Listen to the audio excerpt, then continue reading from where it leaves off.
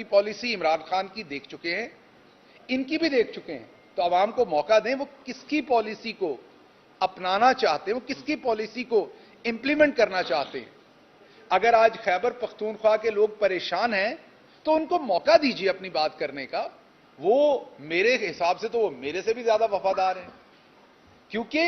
हर पाकिस्तानी दूसरे पाकिस्तानी से अपने मुल्क के लिए बढ़ के वफादार है। अभी मैं कैद था या फवाद चौधरी, तो जो वहां पर हमारे दोस्त थे, रांझा साहब हों या नवाज साहब हों,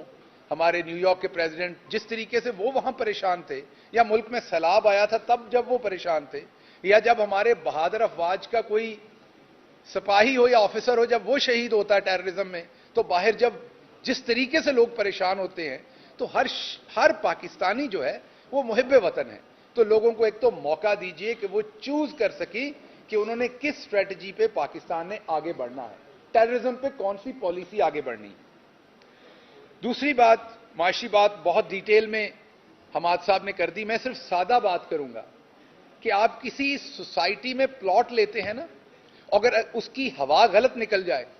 कि इसके रेट डाउन हो रहे हैं, तो आप रातों रात बेचने की कोशिश करते हैं। वहां पर आप प्लॉट नहीं लेते, आप अपने अजीजों को बताते हैं यहां पे फ्रॉड हो जाना है, इसका एनओसी क्लियर नहीं है, इसके बारे में अखबार में आ गया, इन्होंने पैसे देने हैं, और वो प्लॉट जो एक दिन पहले 50 लाख का होता है वो नीचे जाना शुरू हो जाता है। इसी तरीके से जितनी जोर से मुल्क को झटका दिया गया रिजीम चेंज में, आपके इन्वेस्टर का कॉन्फिडेंस लूज हो गया है। बाहर से कोई इन्वेस्ट नहीं करना चाहता, लोकल इन्वेस्टमेंट लोग करना नहीं चाहते, वो अपने पैसे रख के बैठे हुए हैं, क्योंकि उन्हें यह नहीं पता डॉलर का रेट क्या निकलना है।